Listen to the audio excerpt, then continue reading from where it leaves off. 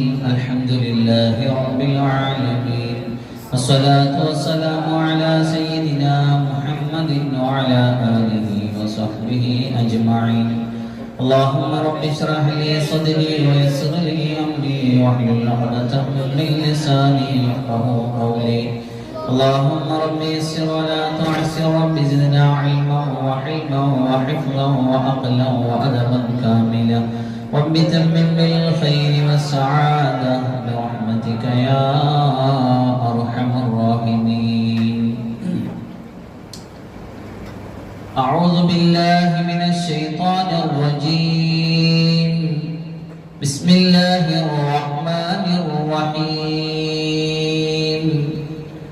أفتتخذونه وذريته أولياء من دوني وهم لكم عدو بئس للظالمين بدلا سمعت رسول الله صلى الله عليه وسلم يقول ما من بني آدم مولود إلا يمسه الشيطان حين يولد فيستحيل صالحا من مس الشيطان غير مريم وابنها ثم يقول أبو هريرة رضي الله عنه وإني أعيذها بك وذريتها من الشيطان الرجيم.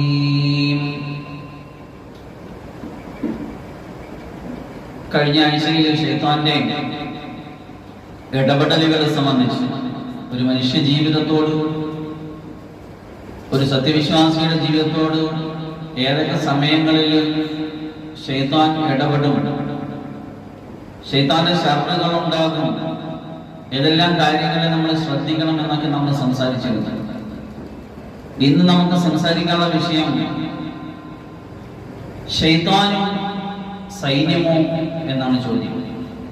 അതെ, ശൈത്താന് വലിയ സൈന്യമുണ്ട്, അവന് കുതിരപ്പടയും കാലാൽപ്പടയുമുണ്ട്, അവന് വലിയ കൊട്ടാരമുണ്ട്, അവന് മന്ത്രിമാരുണ്ട്, അവന്റേതായ ഒരു സാമ്രാജ്യം അവൻ കെട്ടിപ്പടുത്തിട്ടുണ്ട് മനുഷ്യ മക്കൾക്കെതിരെ.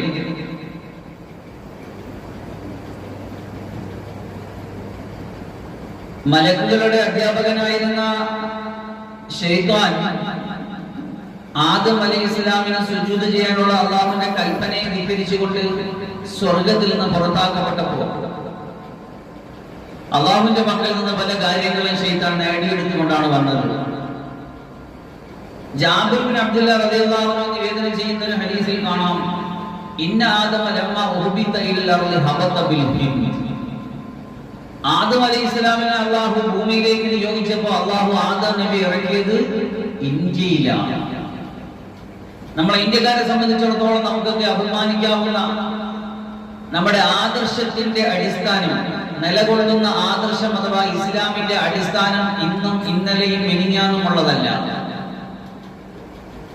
മാലിക് ഇബ്നു ദീനാർ റളിയല്ലാഹു അൻഹു തുടങ്ങുന്ന കപ്പൽ സംഘം കേരളത്തിൽ വന്നതുകൊണ്ടല്ല കേരളത്തിലും ഇന്ത്യയിലും ഇസ്ലാമിന്റെ തുടക്കം.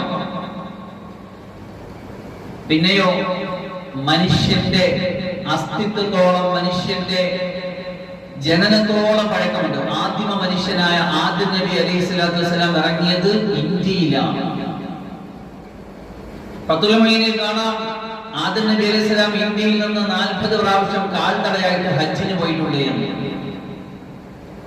ആദം നബി അലൈഹി സ്വലാമിന്റെ കാൽപ്പാടിനെ കുറിച്ചൊക്കെ നമ്മൾ കേട്ടിട്ടുണ്ടല്ലോ. ഏതായാലും ഇന്ത്യയിലാണ് ആദം അലൈഹി സ്വലാം ഇറങ്ങിയത്. വൈന റഅസഹു കാന യനാലു സമാ വൈനൽ അർള ശഖത് ഇലാ റബ്ബിഹാ സിഖല ആദം. ആദം നബി അലൈഹി സ്വലാത്തു വസ്സലാമിന്റെ തല, ആദം നബി വലിയ മനുഷ്യനായിരുന്നു. ആദം നബി അലൈഹി സ്വലാമിന്റെ തല ഉയർന്ന ആകാശത്തോളം മുട്ട നിൽക്കുന്ന ഒരാളായിരുന്നു. ഭൂമിയുടെ റബ്ബിനോട് പരാതി പറഞ്ഞു അത്രേ. സിഖല ആദം, ആദം അലൈഹി സ്വലാമിന്റെ വെയിറ്റിനെ സംബന്ധിച്ച് ആദം നബി അലൈഹി സ്വലാത്തു വസ്സലാമിന്റെ തലയിൽ അല്ലാഹു സുബ്ഹാനഹു വ തആല കൈവച്ചു. ഫൻഹത്ത മിൻഹാ 70 ദിറാഅൻ. അപ്പോൾ 70 മുഴമായിട്ട് എന്താ 70 മുഴത്തോളം അതിൽ നിന്ന് കുറഞ്ഞൊരു ചെറിയ സൃഷ്ടിയാക്കി മനുഷ്യനാക്കി അല്ലാഹു സുബ്ഹാനഹു വ തആല ആദം അലൈഹി സ്വലാമിനെ മാറ്റി എന്നാണ്. അതിനൊക്കെ സ്വർഗത്തിൽ നിന്ന് വന്നപ്പോൾ കൂടെ വന്ന ഫ്രൂട്ട്സ് ആണ് അജുവക്കാരക്ക, നല്ല മുന്തിയ തന്നെ ഈന്തപ്പഴമാണ് അജുവ. പിന്നെ ഉത്തുറിഞ്ച്, ഓറഞ്ചും മൗസും പഴവും. അതിന് പേര് ഇസ്ലാമൊക്കെ വന്നതാണ്. ആദനബിയെ ഭൂമിയിലേക്ക് ഇറക്കിയപ്പോ പാൽ ആദനബി ചോദിച്ചു, റബ്ബി ഹാദൽ ലബദുല്ലദീ ജഅൽത ബൈനഹു ബൈനി വ ബൈനഹു അദാബതൻ ഇല്ലം തുഇന്നി അലൈഹി ലാ അഖ്വ അലൈഹി. അല്ലാഹുവേ, നീ ഒരു പടപ്പിനെ ഇറക്കിയിട്ടുണ്ടല്ലോ ഈ ദുനിയാവിൽ, ഈ ഭൂമിയിൽ. നീ എനിക്ക് പ്രത്യേക കുദ്റത്തും ശക്തിയും പ്രൊട്ടക്ഷനും തന്നിട്ടില്ല എങ്കിൽ എനിക്ക് അവനെ അതിജീവിക്കാൻ കഴിയില്ല. അപ്പൊ അല്ലാഹു സുബ്ഹാനഹു വ തആല ആദം നബിയോട് പറഞ്ഞു, ലാ യൂലദു ലക വലദുൻ ഇല്ലാ വക്കൽതു ബിഹി മലക്കൻ. നിനക്കൊരു കുഞ്ഞ് ജനിക്കുമ്പോ ഒരു മലക്കിനെ ഞാൻ നിനക്ക് പ്രൊട്ടക്ഷൻ ആയിട്ട് ആ കുഞ്ഞിനോടൊപ്പം ജനിപ്പിക്കും എന്ന് പറഞ്ഞു. ഖാല റബ്ബി സിദ്നി, എനിക്ക് കുറച്ചും കൂടി വേണം എന്ന് പറഞ്ഞു, വർദ്ധിപ്പിക്കാൻ വേണ്ടി ആവശ്യപ്പെട്ടപ്പോ അല്ലാഹു സുബ്ഹാനഹു വ തആല പറഞ്ഞു, ഉജാസി ബിസയ്യത്തി സയ്യത വബിൽ ഹസനത്തി അശറ അംസാലിഹാ ഇലാ മാ ഉരീദു. ഒരു തെറ്റ് ചെയ്താൽ ഒന്ന് മാത്രമേ എഴുതൂ, ഒരു നന്മ ചെയ്താൽ 10 ആയിട്ട് ഞാൻ എഴുതി തരാം. 10 അല്ല, ഞാൻ എത്ര ഉദ്ദേശിക്കുന്നു അത്രയും ചെയ്തു തരാം. വീണ്ടും പറഞ്ഞു, റബ്ബി സിദ്നി, എനിക്ക് ഇനിയും വേണം. അല്ലാഹു സുബ്ഹാനഹു വ തആല പറഞ്ഞു, ബാബു തൗബത്തി ലഹു മഫ്തൂഹുൻ മാദാമ റൂഹു ഫിൽ ജസദി. എന്തൊക്കെ തെറ്റുകൾ ചെയ്താലും എങ്ങനെയൊക്കെ ജീവിച്ചാലും ശരി, പശ്ചാത്താപത്തിന്റെ വാതിൽ ശരീരത്തിൽ ജീവനുള്ള കാലത്തോളം അവശേഷിക്കുന്നതാണ് എന്ന് പറയുന്നു. ഇങ്ങനെ ആദം നബി അലൈഹിസ്സലാം തൽക്കാലം ശാന്തനായി. അപ്പൊ അതുപോലെ ഒരു പടം ഇറങ്ങിയല്ലോ ഭൂമിയിൽ. ആരാണ്? ഇബ്ലീസുൽ ലഈൻ ലഅനത്തുല്ലാഹി അലൈഹി. അവനും പറഞ്ഞു അല്ലാഹുവോട്, അല്ലാഹുവേ, ഹാദൽ അബ്ദുല്ലദീ അക്രംതഹു ഇല്ലം തുഇന്നി അലൈഹി ലാ അഖ്വ അലൈഹി വലഖദ് കറംനാ ബനി ആദം എന്നാണല്ലോ പറഞ്ഞത്. ആദമിനെയും സന്തതികളെയും നാം ബഹുമാനിച്ചിരിക്കുന്നു എന്ന് അല്ലാഹു ഖുർആനിൽ പറഞ്ഞ ആദമിനെ നീ ഭൂമിയിലേക്ക് ഇറക്കി, നീ വലിയ ബഹുമാനം കൊടുത്ത സൃഷ്ടിയാണ്. എനിക്ക് പ്രത്യേക കുദ്റത്ത് തന്നിട്ടില്ലെങ്കിൽ എനിക്ക് അവനെ അതിജീവിക്കാൻ കഴിയില്ല. അല്ലാഹുവേ, ഖാല ലാ യുലദു ലഹു വലദുൻ ഇല്ലാ ഉലിദ ലക വലദുൻ. ആദമിന് ഭൂമിയിൽ ഒരു സന്താനം ഉണ്ടാകുമ്പോൾ നിനക്ക് ഒരു സന്താനം ഉണ്ടാവും. ഖാല റബ്ബി സിദ്നി, എനിക്ക് ഇനിയും വേണമെന്ന് പറഞ്ഞു. ഖാല തജ്രി മിൻഹു മജ്റദ്ദം. അങ്ങനെ ഓരോ മനുഷ്യന്റെയും രക്തധമനികൾക്കുള്ളിലൂടെ നിനക്ക് സഞ്ചരിച്ചു പോകാനുള്ള അനുവാദമുണ്ട്.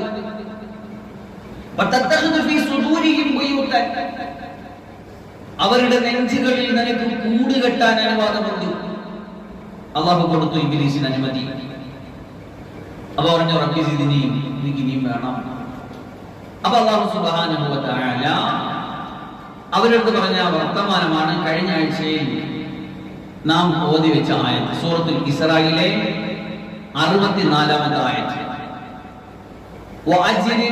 وَأَجْلِبْ عَلَيْهِمْ بِخَيْلِكَ وَرَجِلِكَ وَشَارِكْهُمْ فِي الْأَمْوَالِ وَالْأَوْلَادِ وَعِدْهُمْ وَمَا يَعِدُهُمُ الشَّيْطَانُ إِلَّا غُرُورًا وَاسْتَفْزِزْ مَنِ اسْتَطَعْتَ مِنْهُمْ بِصَوْتِكَ وَأَجْلِبْ عَلَيْهِمْ بِخَيْلِكَ وَرَجِلِكَ. അല്ലാഹു സുബ്ഹാനഹു വ തആല ഇബ്ലീസിന് കൊടുത്ത അനുമതിയാണ്. വളരെ ശ്രദ്ധയോടെ നമ്മൾ കേൾക്കണം, നല്ലതുപോലെ ശ്രദ്ധിച്ച് നമ്മൾ കേൾക്കും. നമ്മുടെ ശത്രുവിന് അല്ലാഹു അനുവദിച്ചു കൊടുത്ത സംവിധാനങ്ങളെയും സൗകര്യങ്ങളെയും. വസ്തഫ്സിസ് മൻ ഇസ്തതഅത മിൻഹും, ആ മനുഷ്യന്മാരിൽ നിനക്ക് സാധ്യമായവരെ നിന്റെ ശബ്ദം മുഖേന നിനക്ക് ഇളക്കി വിടാൻ പറ്റും. വഅജ്ലിബ് അലൈഹിം ബിഖൈലിക വറജ്ലിക, അവർക്കെതിൽ നിന്റെ കുതിരപ്പടയെയും നിന്റെ കാലാൽപ്പടയെയും നീ വിളിച്ചു കൂട്ടുകയും ചെയ്തു കൊള്ളുക.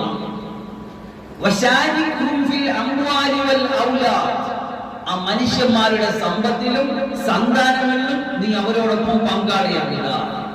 വഇദുഹും, അവർക്ക് നീ വാഗ്ദാനങ്ങൾ കൊടുത്തുകൊള്ളുക. വമാ യഇദുഹുമു ശൈത്താനു ഇല്ലാ ഗുറൂറാ, ചതിയും വഞ്ചനയും അല്ലാതെ ഒരിക്കലും ശൈത്താൻ മനുഷ്യരോട് വാഗ്ദാനം ചെയ്യാറില്ല. വളരെ ഗൗരവമായിട്ട് പഠന വിധേയമാക്കേണ്ട ഒരു ആയത്താണ് ഞാൻ പറഞ്ഞത്, സൂറത്തുൽ ഇസ്രായിൽ. ഇവിടെ നിന്റെ ശബ്ദം കൊണ്ട് നീ അവരെ കീഴ്പ്പെടുത്തിക്കൊള്ളുക, നീ അവരെ ഇളക്കി വിട്ടുകൊള്ളുക എന്ന് പറഞ്ഞു. എന്താണ് ശൈത്താന്റെ ശബ്ദം?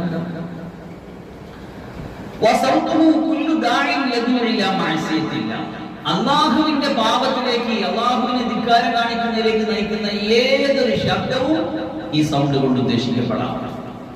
അൻഇബ്നു അബ്ബാസ് റളിയല്ലാഹു അൻഹുമാ അൻ മുജാഹിദിൻ അൽ ഖിനാം വൽ മസാമീർ വൽ ലഹ്വ്. എന്താണ് ശൈത്താന്റെ സൗണ്ട് എന്ന് പറഞ്ഞതുകൊണ്ട് ഉദ്ദേശിക്കുന്നത്? മ്യൂസിക്കാണ്. മ്യൂസിക്, ഡിജെ, മസാമീർ, ഓടക്കുഴൽ, വൽ ലഹ്വ്, അത്തരത്തിലുള്ള വാദ്യോപകരണങ്ങളെല്ലാം, ഹാർമോണിയമാകട്ടെ, തബലയാകട്ടെ, ഗഞ്ചിറയാകട്ടെ, ചെണ്ടയാകട്ടെ, അങ്ങനെ തുടങ്ങി മ്യൂസിക്കൽ ഇൻസ്ട്രുമെന്റ്സ് എല്ലാം കൂടി ചേർത്തിട്ടാണ് പറഞ്ഞത് നിന്റെ ശബ്ദം കൊണ്ടവരെ കളക്കി വിട്ടുകൊള്ളുക. ചിന്തിച്ചു നോക്കുമ്പോൾ നിങ്ങളെ, നമുക്കൊക്കെ അങ്ങനെ ഒരു ഫീലിംഗ് വരാറുണ്ടെങ്കിൽ, നല്ല ഇടിപ്പാട്ട് കേൾക്കുമ്പോൾ നമ്മുടെ മനസ്സിൽ എന്തെങ്കിലും വ്യത്യാസം ഉണ്ടാകുന്ന ഫീൽ ചെയ്തിട്ടുണ്ടോ? ശൈത്താന്റെ ശബ്ദമാണ്. നമ്മുടെ ഉമ്മത്തിലെ ആമക്കള് നബിദിനമാകുമ്പോൾ പച്ച പൊടിയും കെട്ടിയിട്ട് ഈ കളങ്കോ എന്താണ് ഈ ഇലയുടെ പേര്? കളമരം. ഈ പരത്തിലേക്കുള്ള ഒരു ഇല ഉണ്ടല്ലോ, അതൊക്കെ ഇങ്ങനെ വെച്ച് കെട്ടിയിട്ട് ഭയങ്കര ഇടിപ്പാട്ടും മ്യൂസിക്കും ലൈറ്റിംഗ് ഒക്കെ ആയിട്ട് ഇങ്ങനെ പോകാറുണ്ട്. എന്തു പറയാൻ അല്ലാഹു കാത്തിരക്ഷിക്കട്ടെ. ശൈത്വാനിയത്തിന്റെ ഐനാണ് സൗത്ത് കൊണ്ട് ഉദ്ദേശിക്കുന്നതാണ്. ലഹഖ് എന്നുള്ള ഉദ്ധരിക്കുന്ന ഒരു സംഭവമുണ്ട്. വകാന ആദം അലൈഹിസ്സലാം അസ്കന ഔലാദ ഹാബീല അഅലൽ ജബൽ വവലദ ഖാബീല അസ്ഫലഹു. ആദം നബിയുടെ രണ്ട് മക്കളായിരുന്നു ഹാബീലും ഖാബീലും. ഇതില് ഹാബീലിന്റെ മക്കളെ മലയുടെ മേളിലും ഖാബീലിന്റെ മക്കളെ താഴെയുമാണ് താമസിച്ചിരുന്നത്. വഫീഹിം ബനാത്തുൻ ഹിസാന, നല്ല കാണാൻ കൊള്ളാവുന്ന മക്കൾ, പെൺമക്കൾ അവരിലുണ്ടായിരുന്നു. ഫസമ്മറൽ യമീൻ. അപ്പൊ ശൈത്താൻ എന്തെന്നറിയാമോ? നല്ല മ്യൂസിക് ഇളക്കി ഇട്ട് കൊടുത്തു. അവർക്കിടയിൽ ഭയങ്കര ഇടിപ്പാട്ട് ഇട്ട് കൊടുത്തു എന്നത്. അപ്പോഴോ പിടിച്ചു നിൽക്കാൻ കഴിഞ്ഞില്ല. അവർ എന്ത് ചെയ്തു? അവർ വ്യഭിചാരത്തിലേക്ക് ചെന്ന് ചാടി. മനസ്സിലാക്കണം, അത്ര അപകടകരമാണ്. മ്യൂസിക്കൽ ഇൻസ്ട്രുമെന്റ്സിലേക്ക് ഇസ്തിമാ ചെയ്യുന്നതിന്റെ വിധി ശറഈയായ ഫിഖ് പ്രകാരം ഹറാമാണ്. കേൾക്കുന്നതല്ല ഹറാം, ഇസ്തിമാ ചെയ്യുന്നതാണ് ഹറാം. നമ്മൾ സിനിമയിൽ അല്ലെങ്കിൽ സിനിമാ ഗാനങ്ങളായിട്ട്, ഇനി അതല്ല വേറെ ഏതെങ്കിലും നാടൻ പാട്ടായിട്ട് ഏതായിട്ടാലും ശരി, ഈ പാട്ടിലേക്ക് നമ്മൾ കേൾക്കുമെങ്കിൽ, ശ്രദ്ധിക്കുമെങ്കിൽ അത് അവരുടെ മനസ്സിൽ വെള്ളം വരുമ്പോൾ പുല്ല് മുളയ്ക്കും പോലെ ഹൃദയത്തിലേക്ക് മ്യൂസിക് കേട്ടുകൊണ്ടിരിക്കുമ്പോൾ നിഫാഖ് ഇങ്ങനെ മുളച്ചു പൊത്തും എന്നാണ്. ശൈത്താന്റെ കളിയാണ്, ശൈത്താനിയത്താണ്. അല്ലാഹു മനസ്സിലാക്കാൻ തൗഫീഖ് തരട്ടെ. ഈ സൗത്ത് കഴിയുന്നതിന് മറ്റൊരു നിർവചനവും മറ്റൊരു വ്യാഖ്യാനം കൊടുക്കുന്നുണ്ട്. വസ്വസതിക, നിന്റെ വസ്വാസവും. അതിനെക്കുറിച്ച് ഇൻഷാ അല്ലാഹ് നമുക്ക് സംസാരിക്കാം. അല്ലാഹു സുബ്ഹാനഹു വ തആല വിശുദ്ധമായ ഖുർആൻ അവസാനിപ്പിക്കുന്ന സൂറത്തുൻ നാസ് കൊണ്ടാണ്. അതിന്റെ അല്ലാഹു പ്രധാന പ്രമേയമായിട്ട് പറയുന്നത് മിൻ ശജ്ജിൽ വസ്വാസിൽ ഖന്നാസ് അല്ലദീ യുവസ്വിസു ഫീ സുദൂരിൻ നാസ് മിനൽ ജിന്നതി വന്നാസ്. വസ്വാസിന്റെ ശർറിൽ നിന്നും കാവൽ തേടണം. അല്ലദീ യുവസ്വിസു ഫീ സുദൂരിൻ നാസ്, മനുഷ്യന്റെ നെഞ്ചകത്ത് ഇൻജക്ട് ചെയ്തുകൊണ്ടിരിക്കുന്ന ഖന്നാസ് എന്ന സ്വഭാവമുള്ള. ഖനസ എന്ന വാക്കിന്റെ അർത്ഥം വരിക പോകുക, വരിക പോകുക എന്ന് പറഞ്ഞാൽ അള്ളാഹുവിനെ കുറിച്ചുള്ള അശ്രദ്ധ വരുമ്പോ ഇവനിങ്ങനെ വരും, അള്ളാഹുവിനെ കുറിച്ചുള്ള ദിക്ർ വരുമ്പോ പിന്മാറും. ഇതാണ് ഖന്നാസ് എന്ന വാക്കിന്റെ പ്രയോഗം. ഇതാരാണ്? വസ്വാസ ഇത് ചെയ്യുന്നത്. ഈ വസ്വാസ് കൊണ്ടും നിനക്ക് മനുഷ്യരെ നിന്റെ വഴികേടിലേക്ക് കൊണ്ടുപോകാം. അള്ളാഹു മനസ്സിലാക്കാൻ തൗഫീഖ് തരട്ടെ. വാജിലിബ് അലൈഹിം ബിഖൈലിക വറജിലിക, നിന്റെ കാലാൽ പട കൊണ്ടും അതുപോലെ തന്നെ മറ്റ് സൈന്യങ്ങളെ കൊണ്ടും കുതിരപ്പടയാളികളെ കൊണ്ടും നീ അവരെ നയിച്ചുകൊണ്ടേ പോകുക. ആരാണ് ശൈത്താന്റെ കാലാൽ പടയും കുതിരപ്പടയും?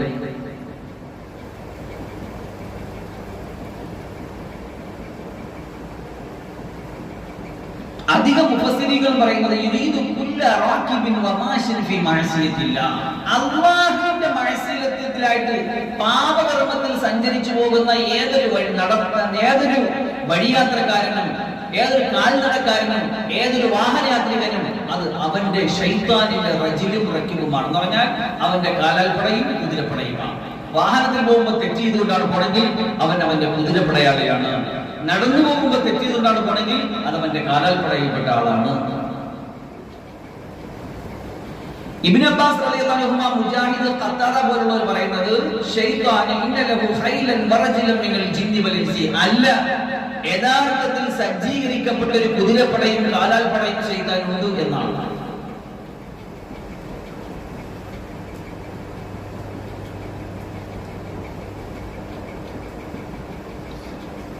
ഇനി അടുത്തത്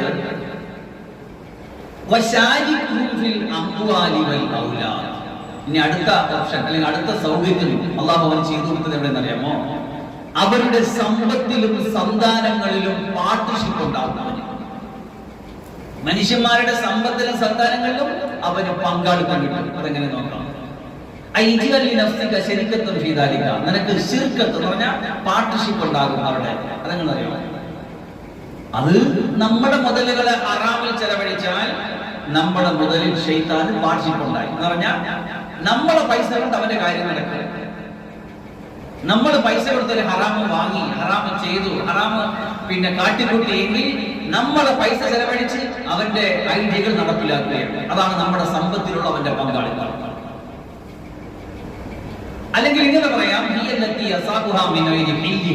ഹലാലല്ലാതെ ഉണ്ടാക്കിയെടുക്കുന്ന സമ്പത്തുകൾ, പലിശയിലൂടെ എടുക്കുന്നത്, കള്ളം പറഞ്ഞൊപ്പിക്കുന്നത്, വെട്ടിപ്പിടിക്കുന്നത്, ഇങ്ങനെ കിട്ടുന്നതൊക്കെയും ശൈത്താന്റെ സമ്പത്താണ്. നിങ്ങളുടെ സമ്പത്തിൽ ശൈത്താൻ പങ്കാളിയായി എന്നതിന്റെ തെളിവാണ്. ഇബ്നു അബ്ബാസ് റളിയല്ലാഹു അൻഹുവിന്റെ അഭിപ്രായം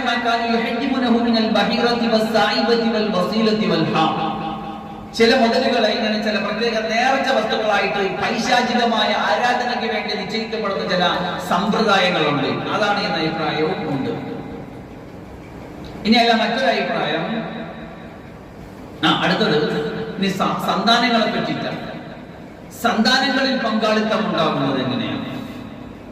അത് വളരെ ഗൗരവകരമായ ഒരു വിഷയമാണ്.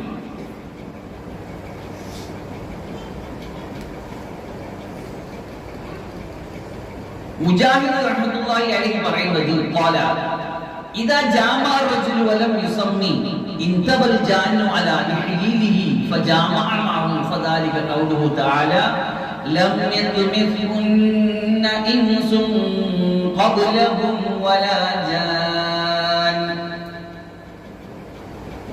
ഒരു പുരുഷൻ സ്ത്രീയുമായിട്ട് ബന്ധപ്പെടുമ്പോൾ അള്ളാഹുവിന്റെ ദിക്ർ ചൊല്ലി, ബിസ്മി ചൊല്ലി, അള്ളാഹുവിന്റെ നാമത്തോടു കൂടിയല്ല ബന്ധപ്പെടുന്നത് എങ്കിൽ ശൈത്താൻ അതിൽ പങ്കാളിയാകും എന്നുള്ളതാണ്. അങ്ങനെ പങ്കാളിയാകുകയും അങ്ങനെ അതിലൂടെ കുട്ടി ജനിക്കുകയും അതാണ് സന്താനങ്ങളിലുള്ള ശൈത്താന്റെ പങ്കാളിത്തം എന്ന് പറയപ്പെടുന്നുണ്ട്. സൂറത്തു റഹ്മാനിൽ ലം യത്മിസുന്ന ഇൻസുൻ ഖബ്ലഹും വലാ ജാൻ, സ്വർഗത്തിലെ ഹൂറിയങ്ങളെ വിശദീകരിച്ചപ്പോ അത് മനുഷ്യരോ ജിന്നുകളോ ആരും തൊട്ടിട്ടില്ലാത്ത എന്നൊരു പ്രയോഗം നടത്തിയിട്ടുണ്ടല്ലോ. അതിന്റെ ഉദ്ദേശം ഇതാണ് എന്ന് പറയുന്നത്. എന്ന് പറഞ്ഞാൽ അതിൽ ശൈത്താനിന്റെ പങ്കാളിത്തമില്ലാത്ത പരമ പരിശുദ്ധരും പവിത്രരുമാണ് എന്നാണ് അതിന്റെ സൂചന. മുഅ്മിനീങ്ങളെ, നമുക്ക് അല്ലാഹു സുബ്ഹാനഹു വ തആല ഒരുപാട് സംവിധാനങ്ങൾ ചെയ്തു തന്നു. നമുക്ക് പരീക്ഷണമായിട്ട് ഇസ്ലാമിന്റെ ദീനിന്റെ എല്ലാ കാര്യങ്ങൾക്കും ഓപ്പോസിറ്റ് ശൈത്താനുണ്ട്. നമ്മളത് അറിയുന്നില്ല, മനസ്സിലാക്കുന്നില്ല, പഠിച്ചില്ല. നമ്മളിങ്ങനെ നിസ്സാരമായിട്ട് ജീവിച്ചു പോവുകയാണ്. ശൈത്താന്റെ കെണിവലകളിൽ നമ്മൾ അകപ്പെട്ടിരിക്കുകയാണ് ഓൾറെഡി. ഇനി അതിൽ നിന്ന് ഊരി രക്ഷപ്പെടാനുള്ള വഴികളെ കുറിച്ച് നമ്മൾ ആലോചിക്കും. ഞാൻ കഴിഞ്ഞ ആഴ്ച സൂചിപ്പിച്ചായിരുന്നു, നമ്മളൊരു ഗ്ലാസ് വെള്ളം മേശപ്പുറത്ത് ഒഴിച്ചു വെച്ചു, എന്നിട്ട് അതിന്റെ അകത്ത് ഒരു കൊള്ളിക്കമ്പെങ്കിലും എടുത്ത് കുറുക്കെ വെച്ചില്ല എങ്കിൽ അത് ശൈത്താൻ ആ വെള്ളം കുടിക്കാനുള്ള അനുവാദമാണ്. റസൂലുള്ളാഹി സ്വല്ലല്ലാഹു അലൈഹി വസല്ലം പഠിപ്പിച്ച സുന്നത്തിനെതിരാണ് നമ്മൾ ചെയ്തത്. നിങ്ങൾ ബിസ്മി ചൊല്ലി കുടിച്ചില്ല, ബിസ്മി ചൊല്ലി കഴിച്ചില്ല, ശൈത്താൻ നിങ്ങളോടൊപ്പം അതിലകത്തുണ്ട്. നിങ്ങൾ വീട്ടിലേക്ക് കയറുമ്പോൾ ബിസ്മി ചൊല്ലില്ല, നിങ്ങൾ വീട്ടിൽ കയറാൻ ശൈത്താൻ നിങ്ങൾ അനുവാദം കൊടുത്തു. നിങ്ങൾ വണ്ടി ഓടിച്ചു പോയപ്പോൾ ബിസ്മി അല്ല, ബിസ്മി ചൊല്ലിയിട്ടല്ല, ചൊല്ലേണ്ട ദുആ ചൊല്ലിയിട്ടല്ല പോയതെങ്കിൽ ശൈത്താൻ വണ്ടിയിൽ നിങ്ങളോടൊപ്പം കൂടി. അങ്ങനെ എല്ലാ കാര്യങ്ങളിലും മുമ്പ് രസകരമായ ഒരു കഥ ഞാൻ ഈ മജ്‌ലിസിൽ പറഞ്ഞിട്ടുണ്ടല്ലോ. എന്തായിരുന്നു? രണ്ട് മനുഷ്യന്മാര് കണ്ടുമുട്ടിയപ്പോ അവരുടെ മനുഷ്യന്റെ കൂടെ എപ്പോഴും ഒരു മലക്കും ഒരു ശൈത്താനും ഉണ്ടാവുമല്ലോ. ആ ശൈത്താന്മാർ തമ്മിൽ കണ്ടുമുട്ടി. എന്നിട്ട് അവർ സംസാരിച്ചല്ലോ. എന്താ പറഞ്ഞത്? ഒരാളിങ്ങനെ ഉണങ്ങി മെലിഞ്ഞിരിക്കുന്നു, ഒരാൾ നല്ല തടിഞ്ഞിരിക്കുന്നു. അപ്പൊ ചോദിച്ചു, എന്താ ഇങ്ങനെ? അത് എനിക്കൊന്നും കിട്ടണില്ല, എനിക്ക് തിന്നാനും കിട്ടണില്ല, ഉറങ്ങാനും പറ്റണില്ല, ഒരു രക്ഷയില്ല. ഇവൻ എന്ത് ചെയ്താലും ബിസ്മിയല്ലേ ചെയ്യുള്ളൂ. അവൻ തിന്നാലും ബിസ്മി, കുടിച്ചാലും ബിസ്മി, വീട്ടിൽ കയറിയാലും ബിസ്മി, വണ്ടി കയറിയാലും ബിസ്മി. ഞാൻ നടന്നു പോകണം, ഞാൻ മുറ്റത്ത് കിടക്കണം, എനിക്ക് ചാപ്പാടുമില്ല, വെള്ളമില്ല, ഞാൻ അത് ഉണങ്ങി പോകേണ്ടിയായി. അപ്പൊ മറ്റേ ആൾ പറഞ്ഞു, നമ്മളെ പയ്യന് അങ്ങനെയുള്ള ഒരു കുഴപ്പമില്ല എന്ന് പറഞ്ഞാൽ ബിസ്മിയുടെ പരിപാടിയേ ഇല്ല. തിന്നാം, ഉണ്ണാം, ഉറങ്ങാം, കൂടെ കിടക്കാം, വണ്ടിയിലിരിക്കാം, വീട്ടിൽ കയറാം, എല്ലാം. ഇത് തമാശയല്ല, ഇത് കിതാബിലുള്ള ഒരു സംഭവമാണ്. മനുഷ്യന്മാരോടൊപ്പം ഖരീനുണ്ട്. വേണ്ടുണ്ടെങ്കിൽ ചർച്ച ചെയ്യേണ്ട കേസാണ്. ഖരീനുണ്ട്. ഒരു മനുഷ്യന്റെ അവിടെ ഒരു ജിന്നും ഒരു ശൈത്താനും ഒരു മലക്കുണ്ടല്ലോ. അപ്പൊ അവര് കണ്ടുപിട്ടി വർത്താനാണ് കിതാബിൽ പറഞ്ഞത്. അപ്പൊ അതുകൊണ്ട് നമ്മൾ അവർക്ക് അവസരം കൊടുത്താൽ നമ്മൾ ചെയ്യേണ്ട സുന്നത്തുകളല്ലേ, അതൊക്കെ കൊണ്ട് കളയാം. വാജിബ് ചെയ്യില്ല, പിന്നെ സുന്നത്ത്. പക്ഷെ നമ്മൾ അപകടപ്പെട്ടുകൊണ്ടിരിക്കുക.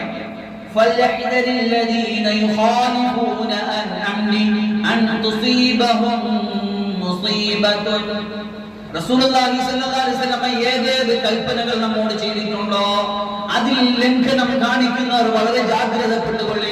വലിയ വലിയ മുസീബത്തുകൾ വന്നു കഴിഞ്ഞ് ചേർന്നേക്കാം. ചില കാര്യങ്ങൾ നിസ്സാരമായിട്ട് തീരില്ല. ഇനി നമുക്ക് ചർച്ച ചെയ്യേണ്ട ഒരു കാര്യം, റസൂലുള്ളാഹി സ്വല്ലല്ലാഹു അലൈഹി വസല്ലം പറഞ്ഞു, നിങ്ങൾ ഒറ്റക്കാലിൽ ചെരുപ്പ് ധരിക്കല്ലേ, അത് ശൈത്താന്റെ പരിപാടിയാണ്. നമ്മൾ ചർച്ച ചെയ്തിരുമ്പോൾ അത് പറഞ്ഞു, ശൈത്താൻ ഇതാണ് പറയുന്നത്, ഇതാണ് ആ ഒരു കാലിൽ ചെരുപ്പ് ധരിക്കുള്ളൂ. അങ്ങനെ എന്തെല്ലാം കാര്യങ്ങൾ ഇൻഷാ അല്ലാഹ് നമുക്ക് സംസാരിക്കാം. അപ്പൊ ഞാൻ പറഞ്ഞു വന്നത് ഔലാദ് എന്ന് പറഞ്ഞതിൽ ഔലാദിനോടുള്ള പങ്കാളിത്തം ഇതാണ്. അവിടെ മുതൽ തുടങ്ങുകയാണ്. എല്ലാവരും ആവശ്യം ജാഗ്രതയോടെ ശ്രദ്ധിക്കുക, ഇല്ലെങ്കിൽ അബദ്ധപ്പെട്ടു പോകും.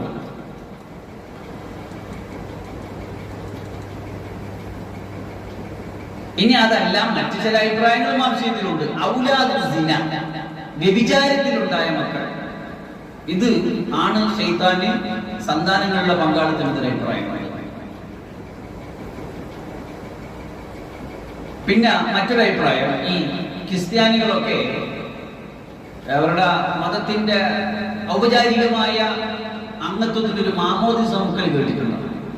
അങ്ങനെ മുക്കിയിട്ട് എടുക്കുന്നവരാണ് ശൈത്താന്റെ മക്കൾ എന്നൊരു അഭിപ്രായപ്പെടുന്നുണ്ട്.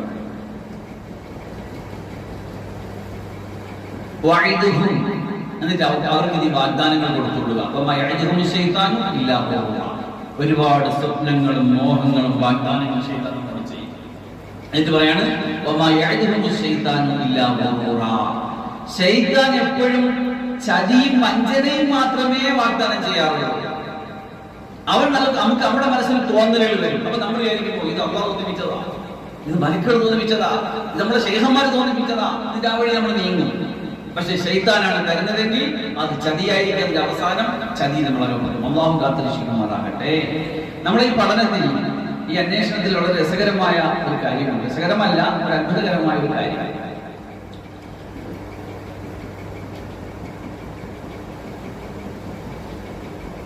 ഈജിപ്തിലുള്ള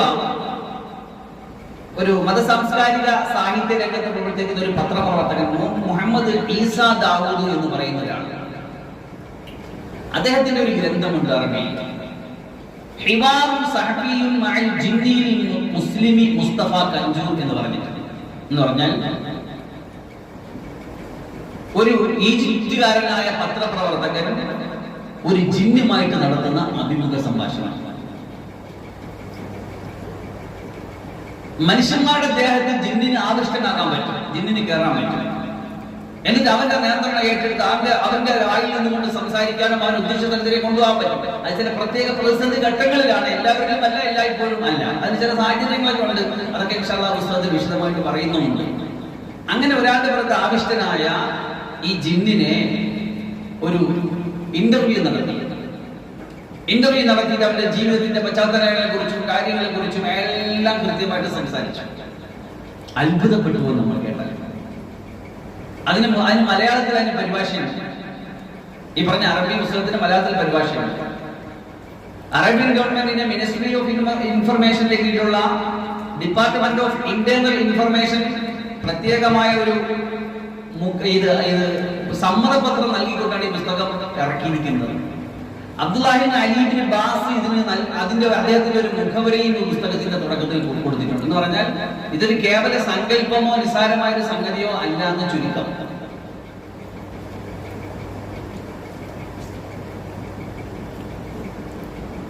ഈ ജിന്ന് ഇന്ത്യൻ വംശജനായ, ഇന്ത്യയിലെ മുംബൈയിൽ നിന്നുള്ള ഒരാളാണ് അദ്ദേഹം.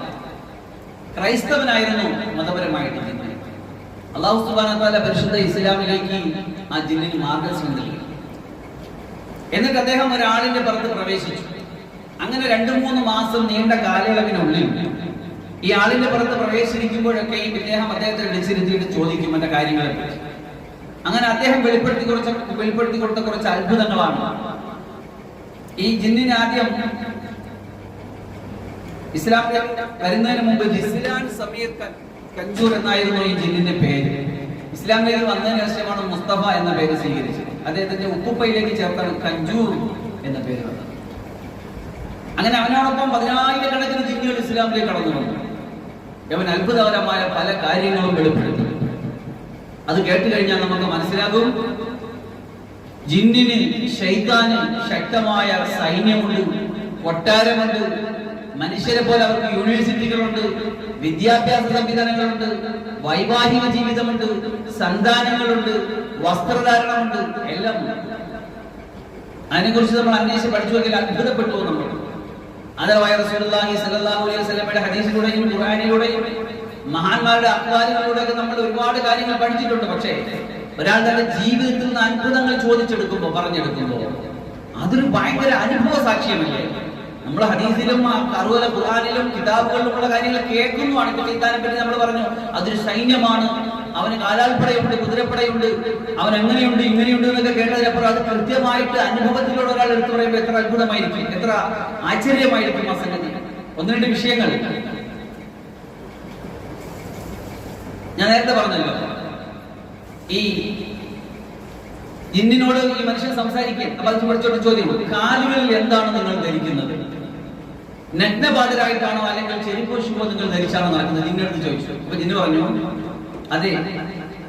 എന്നാൽ മുസ്ലിം ജിന്ന് ശൈത്താൻ തമ്മിൽ വ്യത്യാസമുണ്ട്. പിശാച് ഇടതുകാലിൽ ഒരു ചെരുപ്പ് മാത്രം ധരിക്കുന്നു.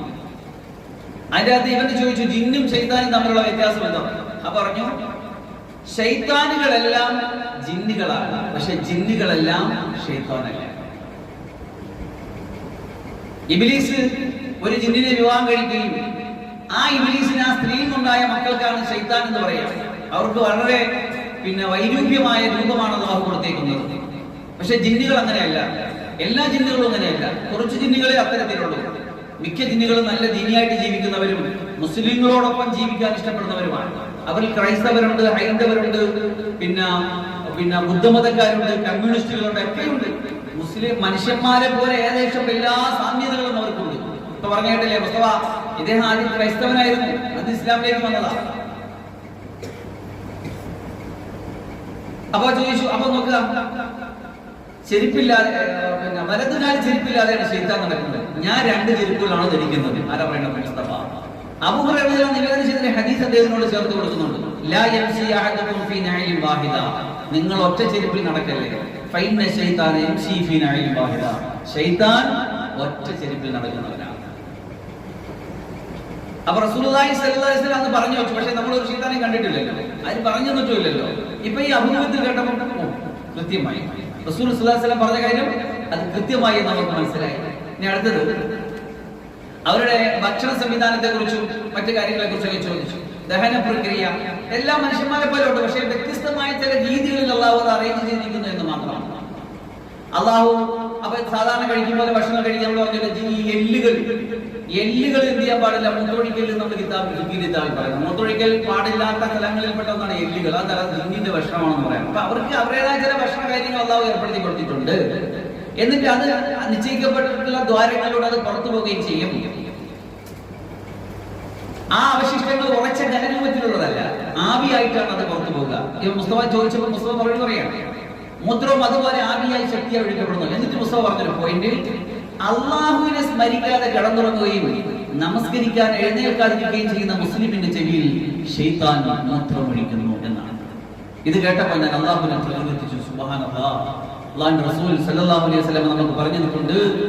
അൻ അബ്ദുല്ലാഹി ഖാല ദുക്ര ഇൻദ റസൂലില്ലാഹി സ്വല്ലല്ലാഹു അലൈഹി വസല്ലം റജുലുൻ നാമ ലൈലതൻ ഹത്താ അസ്ബഹ. രാത്രി സുബഹി നിസ്കരിക്കാതെ രാത്രി കടന്നുറങ്ങിയിട്ട് സുബഹി നിസ്കരിക്കാത്ത ഒരാളെ പറ്റി റസൂലുള്ളാഹി സ്വല്ലല്ലാഹു അലൈഹി വസല്ലം അടുക്കലേക്ക് പറയപ്പെട്ടു.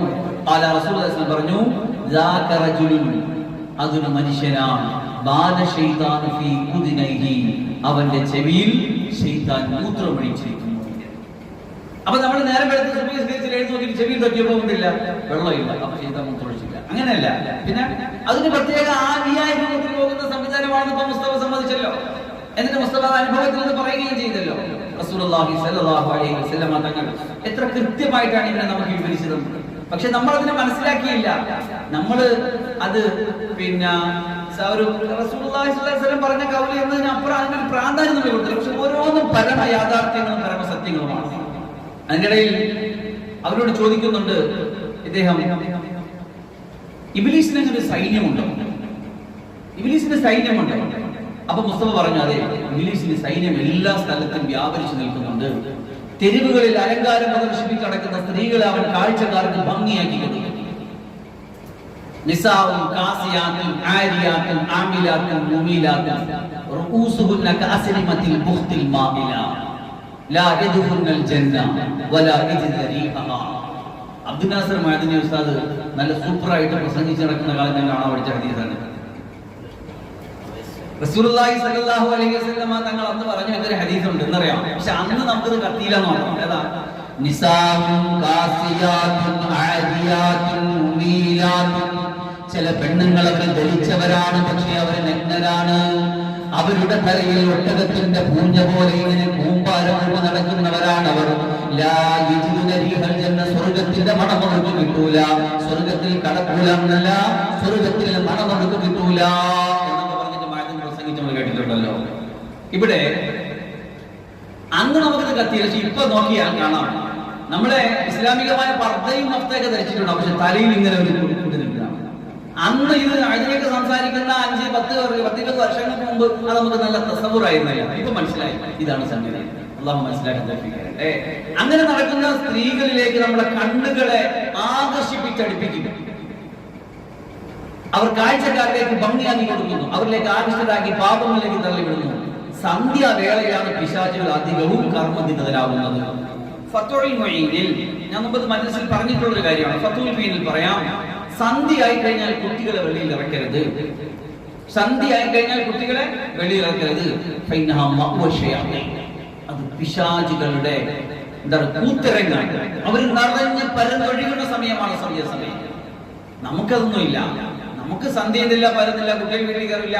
നമ്മളൊക്കെ ഇപ്പോ പണ്ടൊക്കെ ഒരു കാലത്ത് നേരം സന്ധ്യ ആയി കഴിഞ്ഞാൽ കിടന്ന് ഉറങ്ങുന്ന ഒരു പരിപാടിയാണ്. ഇപ്പൊ നേരെ സന്ധ്യ ആകുമ്പോൾ നമുക്ക് സജീവമാകുന്നു. പകലില്ല, മൃഗങ്ങൾ പോയി കിടക്കണം, എവിടെയെങ്കിലും പോയി കിടന്ന് ഉറങ്ങും. സന്ധ്യ ആകുമ്പോൾ വിളിച്ചാണ്. നമ്മൾ ബാംഗ്ലൂരൊക്കെ, നമ്മൾ യൂറോപ്യൻ സ്റ്റൈലാണ്. ഇതരാണ് മന്തിയും ആദ്യതൊക്കെ കഴിക്കുന്ന രാത്രിയാണ്. നമ്മുടെ നാട് സജീവമാകുന്ന രാത്രിയാണ്. പക്ഷെ എന്തൊരു ആരോഗ്യ പ്രശ്നമാണ്, എന്തൊരു ഗതികേടാണ്. അപ്പൊ ആണും പെണ്ണും പലതും ചേർന്ന് എല്ലാം വെളിയിൽ തരും. അപകടമാണ്. കുഞ്ഞുങ്ങൾക്ക് അബദ്ധം പറ്റി പോകുന്നത് അവിടെയാണ്. ഫത്ഹുൽ മുഈനിന്റെ ഗ്രന്ഥത്തിലെല്ലാം ഫത്ഹുൽ മുഈനി കിതാബുൻ ശഅനുഹു വജബുൻ യഹ്വി മിനൽ ഫിഖ്ഹി മാ ലം യഹ്വി കുതുബു എന്ന് പറഞ്ഞിട്ടുണ്ട്.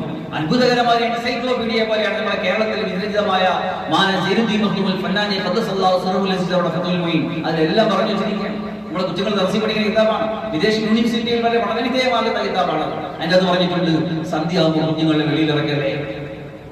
ലൈറ്റുകളെ പണ്ടൊരു കാലത്തൊക്കെ നമ്മൾ ഈ ചിമ്മിണി വിളക്കിലല്ലേ വിളക്ക് വെളിച്ചം കണ്ടുകൊണ്ടിരുന്നത്. അതൊക്കെ നിങ്ങൾ അണച്ചുവെച്ചിട്ട് കിടക്കണേ, വാതിലടക്കണേ. വാതിലടച്ചപ്പന്റെ ശൈത്താൻ കയറില്ല. ഇത് ഏറുപോളിൽ കൂടെ കയറില്ല. വിലക്കുകൾ വെച്ചിട്ടുണ്ട് എല്ലാ സ്ഥലത്തും. അത് നമ്മൾ പാലിച്ചാൽ പിന്നെ ശൈത്താൻ ഒന്നും ചെയ്യാൻ പറ്റില്ല. വിലക്ക് ചെയ്താൽ വിലക്ക് ഞാൻ പറഞ്ഞല്ലോ. ഇപ്പൊ ചായ, ഇതിലിപ്പോ നമ്മൾ ഈ കടപ്പ് വെച്ച് കഴിഞ്ഞാൽ ഇതിന്റെ അകത്ത് ശൈത്താൻ ഇറക്കാൻ പറ്റില്ല സ്വാഭാവികമായി. ഇതിലിങ്ങനെ കുറുക്കെ വെച്ച് കഴിഞ്ഞാൽ അപ്പുറത്തും ചാടില്ല. എന്താ? വിലക്ക് വെച്ച് കഴിഞ്ഞു. അപ്പൊ അതുപോലെ തുറക്കപ്പെട്ട വാതിലൂടെ ശൈത്താൻ കിടക്കാം. അത് നമ്മൾ തന്നെ കൊടുത്ത അനുവാദമാണ് അവന് കിടക്കാൻ. അപ്പൊ നമ്മൾ രാത്രി കഥടയ്ക്കാൻ കിടന്നു കള്ളം വന്നെല്ലാം വാരിക്കൊണ്ട് പോയി ആരെ കുറ്റം പറയും? നമ്മൾ തന്നെ കുറ്റം പറയണം. പല അയലുമല്ല ഇല്ല, സ്വന്തം കുറ്റം പറഞ്ഞാൽ മതി. ഇതുപോലെ ശൈത്താൻ സന്ധ്യ സമയങ്ങളിലാണ് വ്യാപകനായിട്ട് ഇറങ്ങി നടക്കുന്നത്. വളരെ ശ്രദ്ധിക്കുക. കുട്ടികളെ അവൻ ഉപദ്രവിക്കാൻ ശ്രമിച്ചേക്കുന്നു. കളിക്കാൻ ഉയർന്ന സ്ഥലങ്ങൾ അവർക്ക് ആകർഷകമാക്കി കൊടുക്കുന്നു.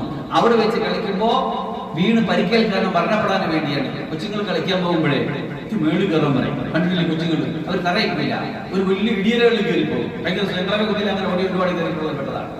മരങ്ങൾ, ഇടിയരകൾ, അങ്ങനെയൊക്കെ ഭയങ്കര അഡ്വഞ്ചർ. എന്തിനാണ് അങ്ങനെ കളിക്കാൻ പോകുമ്പോൾ ഇത് അബദ്ധപ്പെടുക?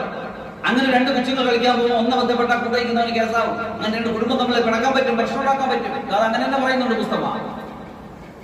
ഈ അവസരം മുതലെടുത്ത് അവർക്കിടയിൽ പിശാച് കോപമാളി കത്തിക്കും. അങ്ങനെ ഒരു കുറ്റകൃത്യം ചെയ്യാൻ അവരെ വലിച്ചെടുക്കുകയും ചെയ്യുന്നു. മനുഷ്യൻ വലിയ വിവേകശാലിയാണ്, പക്ഷെ കോപം വന്നാൽ അവന്റെ വികാരത്തിന് വഴിമാറി കൊടുക്കുന്നു. അവന്റെ സ്വയബോധം നശിക്കുന്ന ശൈത്താനെ നന്നായിട്ട് അറിയാം.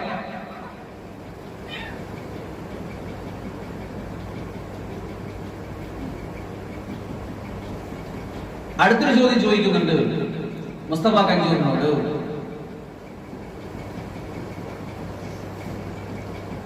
ഇബ്ലീസിന് കൊട്ടാരമുണ്ടോ എന്നാണ് അടുത്ത ചോദ്യം.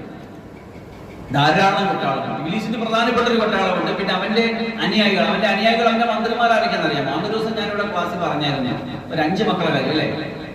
5 മക്കളാരും പറഞ്ഞില്ല. സബർ, ദാസിം, പിന്നെ സൻബറൂർ എന്നൊക്കെ പറഞ്ഞിട്ട് 5 മക്കളാരും പറഞ്ഞില്ലേ? ഇതാണ് അതിന്റെ പ്രധാനമന്ത്രിമാർ.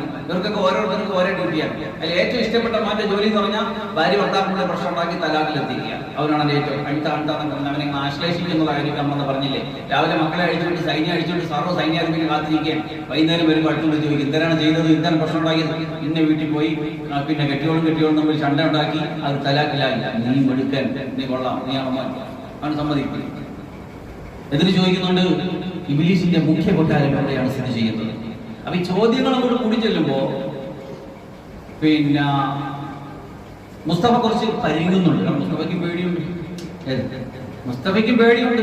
ജിന്നുകളിൽ ശൈത്താന്മാരിൽ വലിയ ശക്തികൾ അവനെ കൈകാര്യം ചെയ്താലോ അല്പം പഠിച്ചതിന് ശേഷം അത് ബർസഹുൽ മാഖില, സൂറത്ത് റഹ്മാൻ, മറജൽ ബഹ്റൈനി യൽതഖിയാൻ ബൈനഹുമാ ബർസഖുൻ ലാ യബ്ഗിയാൻ. അല്ലാഹു പറയുന്നു രണ്ട് സമുദ്രങ്ങൾ അവൻ തമ്മിൽ കൂട്ടിമുട്ടത്തക്ക നിലയിൽ അവൻ അയച്ചുകൊണ്ടിരിക്കുന്നു, പക്ഷെ ഒന്നും മറ്റൊന്നിനോട് കലരുന്നില്ല. ഇപ്പോഴും കാണാം, ഏറ്റവും അടുത്തൊക്കെ കാണാൻ പറ്റും. 2 സമുദ്രങ്ങൾ ചേർന്നിടുന്നുണ്ട്, പക്ഷെ ഒന്ന് തെളിഞ്ഞതും ഒന്ന് കലിഞ്ഞതും ഒരിക്കലും മിക്സ് ആയി ഒഴിയുന്നില്ല. അവിടെയാണ് ശൈത്താന്റെ വാസം എന്ന് പറഞ്ഞു കൊടുക്കുന്നത്. അപ്പം ശരിക്കും പറഞ്ഞാൽ എവിടെയാണ് ഇബ്ലീസിന്റെ ഈ മുഖ്യ കൊട്ടാരം എന്ന് ചോദിച്ചു. അപ്പൊ മുസ്തഫ മറുപടി പറയാതെ ഒഴിയാൻ ശ്രമിച്ചു.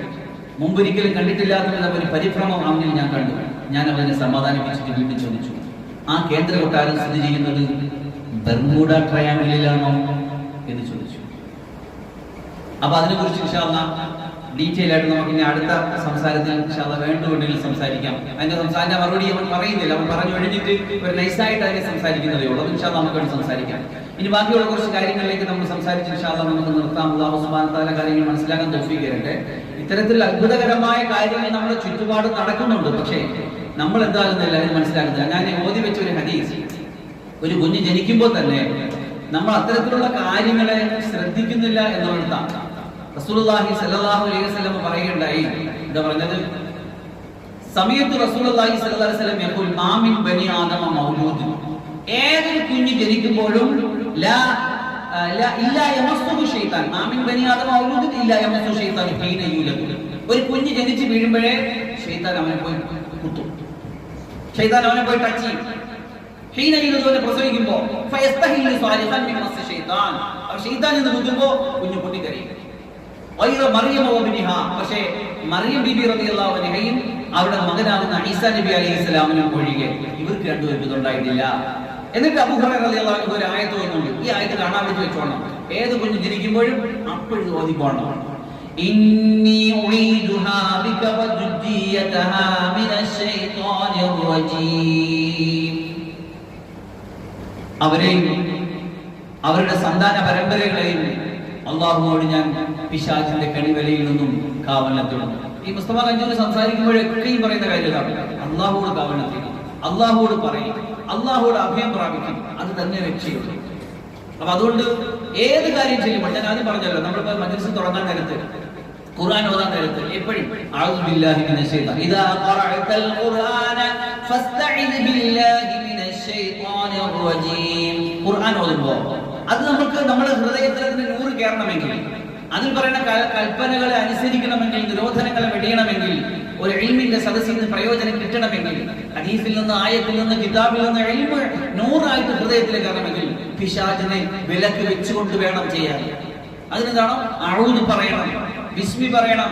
അല്ലാഹുവിന്റെ ഇസ്മ പറഞ്ഞാൽ ശൈത്താന് പിന്നെ ഒരു രക്ഷയുമില്ല, അവന് പിന്മാറിയ നിർവാഹമുള്ളൂ.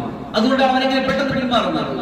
ഏതൊരു മനസ്സിൽ അള്ളാഹുവിന്റെ ചിന്ത നശിച്ചു പോകുന്നുവോ, ചിന്ത ഇറങ്ങിപ്പോകുന്നുവോ, അള്ളാഹു അശ്രദ്ധമാകുന്നുവോ, അവിടെ ശൈത്താൻ കയറി വരും. അത് നമ്മൾ കൊടുത്ത അനുവാദമാണ്, വേറൊന്നുമല്ല. അള്ളാഹുവിന്റെ സംവിധാനം വെച്ചിട്ടുണ്ട് പ്രപഞ്ചത്തിൽ. ഞാൻ പറഞ്ഞല്ലോ, കഴിഞ്ഞ ക്ലാസ്സിൽ പറഞ്ഞല്ലോ, എത്രയാണ് ഒരു മനുഷ്യന് മലക്കിനെ വെച്ചേക്കുന്നത്? 360. ഇല്ലെങ്കിൽ എന്താ പ്രശ്നം? എപ്പോഴും ഒരു മനുഷ്യന് ഇങ്ങനെ തൂക്കിയിടപ്പെട്ട ഒരു ബലൂൺ കണക്കാണ്. ഈ പ്രൊട്ടക്ഷൻ കിട്ടിയില്ലെങ്കിൽ മറ്റൊന്ന് അടിച്ചോണ്ട് അത്തരത്തിൽ ഗൗരവകരമായ ജീവിതമാണ്. പക്ഷെ നമ്മൾ നിസ്സാരമായിരുന്നു, നമ്മൾ ഇതൊന്നും ചിന്തിക്കുന്നില്ല, നേരെ പല്ല് തേക്കുന്നില്ല, കടങ്ങാതെ നമ്മളിങ്ങനെ ഏതെങ്കിലും സമയം ഇങ്ങനെ അവിടെ കറങ്ങി തിരിഞ്ഞു വന്ന് കഴിച്ചുറങ്ങുന്ന ഒറ്റ കടത്തയാണ്. പക്ഷെ ഈ കടത്ത ശൈത്താനോടുള്ള കടത്തയാണ്. നമുക്ക് പറയാറുണ്ട്, ഏറ്റവും അവസാന ഹദീസിൽ വരുന്നുണ്ട്, റസൂലുള്ളാഹി സ്വല്ലല്ലാഹു അലൈഹി വസല്ലം പറയുകയുണ്ടായി, ഒരു മനുഷ്യൻ കിടക്കുമ്പോ ശൈത്താൻ വന്നിട്ട് അവനിക്ക് ഒരു 3 കെട്ടിട്ട് കൊടുക്കും.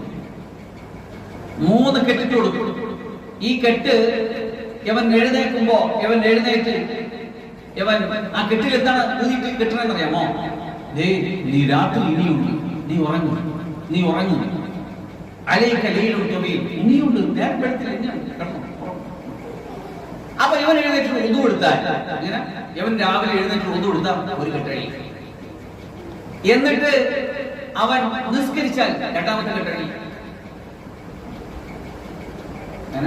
അള്ളാഹുവിനെ എഴുന്നേറ്റ് ദിക്ർ ചെയ്താൽ ഒരു കെട്ടടി, ഒന്നു എടുത്ത 2ാം കെട്ടടി, നിസ്കരിച്ചാൽ 3ാം കെട്ടടി. അപ്പൊ രാവിലെ എഴുന്നേറ്റ് ഒന്നു എടുത്ത് സുബഹി നിസ്കരിക്കുന്നവർക്ക് കെട്ടടിയോട്, അല്ലാത്തവരെ കെട്ട് വിട്ടിട്ടില്ല.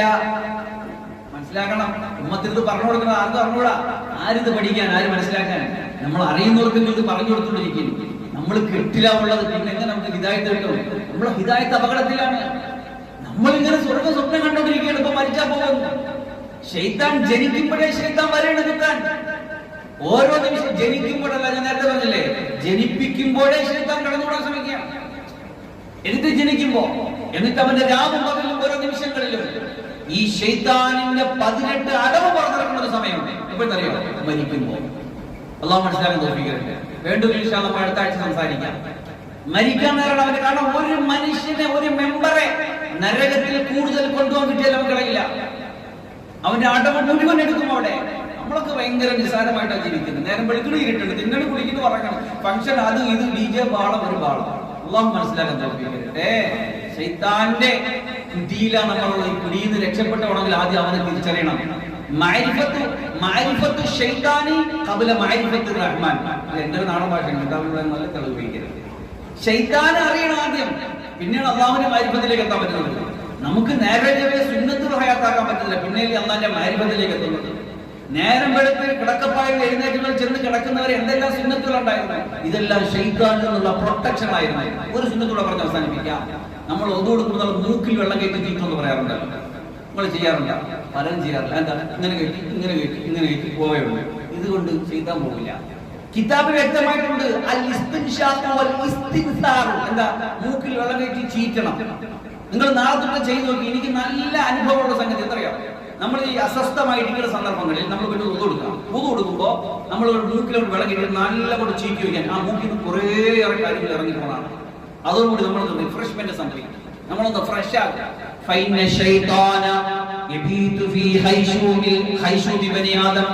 മനുഷ്യന്റെ ഹൈഷൂമിലാണ്, തരിമൂക്കിലാണ്. സാക്കിറത്തായ നൂനും മീനും വരുന്ന തരിമൂക്കില്ലേ, അതിന്റെ അകത്താണ് മനുഷ്യ ഉറങ്ങുന്നത്. ശൈത്താൻ എവിടെ കിടന്നുറങ്ങുന്നത്? ഈ മൂക്കിന്റെ. ഇതെങ്ങനെ ഇറങ്ങിപ്പോണത്? ഊതു കൊടുക്കുമ്പോൾ മൂക്കിൽ വെള്ളം കയറ്റി ചീറ്റ് ചീറ്റിയാൽ ഒറ്റ ഇറങ്ങിപ്പോകെ പോകും, ഫ്രഷ് ആവും. അതുകൊണ്ടാണ് നിങ്ങൾക്ക് രാവിലെ പുതിയാണ് ശരിയാവാതെ. രാവിലെ ഇവിടെ സുബഹിക്ക് ഉറങ്ങണമെന്നുണ്ടാ ഇത് കറക്റ്റ് ആവാതെ. നാളെ തൊട്ട് കറക്റ്റ് ചെയ്യും. അവൻ ബിസ്മി കൂട്ടി തന്നെ ചെയ്യും. ഇതിലെല്ലാം ഇറങ്ങിപ്പോകും. പറഞ്ഞ മനസ്സിലായില്ലേ?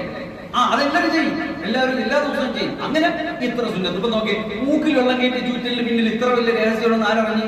ഈ ശൈത്താനെ കൊണ്ടാണ് നടക്കുന്നത്. പിന്നെ ദേഷ്യം പറഞ്ഞേ, പിന്നെ അടിയുണ്ടാക്കണേ, പിന്നെ എന്തെങ്കിലും കാണിക്കണേ, എല്ലാം കണക്കുണ്ടാ. അള്ളാഹു മനസ്സിലാക്കാൻ തോന്നിക്കുക. അപ്പൊ ചുരുക്കുകയാണ്.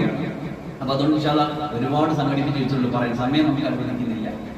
ഈ ആഴ്ചയിൽ അടുത്ത ആഴ്ചയിൽ ഇത് പറഞ്ഞു നിർത്തിയിട്ട് അടുത്ത വിഷയങ്ങളിലേക്ക് പോകണം. നമ്മൾ സൂറത്തുൽ കഹ്ഫ് ഒരു അതിജീവനത്തിന്റെ പ്രകാശനാളം എന്ന് പറയുമ്പോൾ ശൈത്താനെ അറിയാതെ എന്തൊരു അതിജീവനമാണ്. ഏറ്റവും വലിയ അതിജീവനം നമുക്ക് എവിടെ നിന്നാ ഒരു മനുഷ്യന്, ഒരു സത്യവിശ്വാസിക്ക് ആരിൽ നിന്ന് ആരെ അതിജീവിക്കണം? ഇസ്തഹ്വദ അലൈഹിമുശ് ശൈത്താൻ ഫഅൻസാഹും ദിക്റല്ലാഹ്. ശൈത്താൻ അവനെ അതിജീവിച്ചിരിക്കുകയാണ് മനുഷ്യനെ. ഇസ്തഹ്വദ അലൈഹിമുശ് ശൈത്താൻ ഫഅൻസാഹും ദിക്റല്ലാഹ്. അല്ലാഹുവിന്റെ ഓർമ്മ മറപ്പിച്ചു കളയുന്നു. അപ്പോൾ എന്ത് ചെയ്യും? അവൻ ഹിസ്ബു ശൈത്താനാകും, ശൈത്താന്റെ സൈന്യമാകും അവൻ. നാം ഓരോരുത്തരും അല്ലാഹ് മനസ്സിലാക്കാൻ തരട്ടെ. അതുകൊണ്ട് അവനെ അതിജയിക്കലാണ് നമുക്ക് ഏറ്റവും വലിയ അതിജയം എന്ന് പറയുന്നത്, അതിജീവനം എന്ന് പറയുന്നത്. അള്ളാഹു കാര്യങ്ങൾ മനസ്സിലാക്കി അമലിയാൻ തൗഫീഖ് തരട്ടെ. ചുരുക്കുകയാണ്.